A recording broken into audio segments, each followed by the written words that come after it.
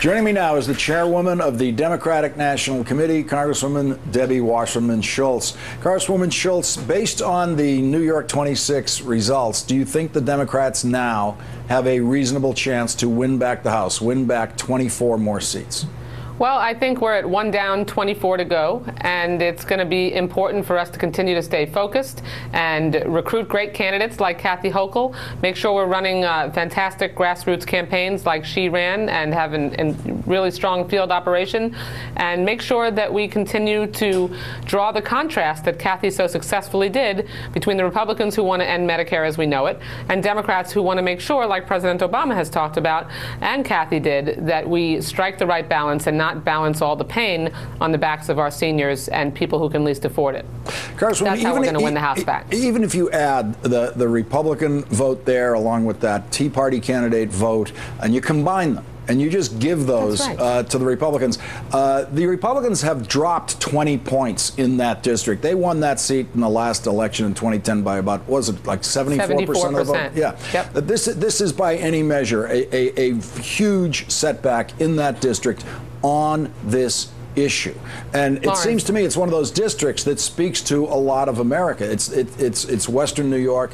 It seems like that is a translatable campaign to at least 25 to 50 districts out there that you could succeed in. Lawrence, this is the 426th worst district for Democrats in the country. There's only 9 districts out of 435 that are worse than this one. This district wouldn't even ever have been part of our math to get to 25 to take the House back.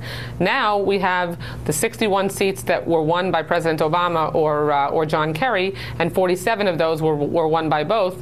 We need to win 24 of those to make sure that we can continue that we can take the House back and make sure that we can move the country in the direction that Democrats have been pushing to create jobs, turn the economy around, make sure that when we address Medicare reform, that we do it in a balanced way. And I hope the message that Republicans got from this election result yesterday is that they should come to the table with us, sit down around the negotiating table, and let's work together to hammer out a reasonable compromise so we can preserve Medicare for the long term. That's what the American people clearly support, and they've shown that both in the election result from yesterday, in the result from the Jacksonville, Florida election last Tuesday, where they elected a Democratic mayor for the first time in over 20 years, a state House race in New Hampshire that hasn't been represented by a Democrat, I don't think, ever, or certainly not in a very long time. All those races turned on Medicare.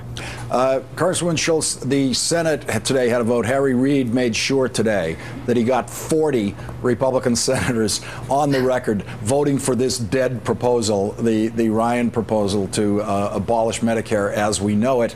A handful of Republican senators ran away from it. How will you, in running the party, take that vote into the Senate elections? Well, there are a number of seats that are up for election this next election cycle. It's really shocking to me that anyone, after yesterday's outcome, would actually vote again to end Medicare as we know it. Seniors and Americans have sent a very strong message, and we're going to make sure that we hold Republican candidates accountable for their vote.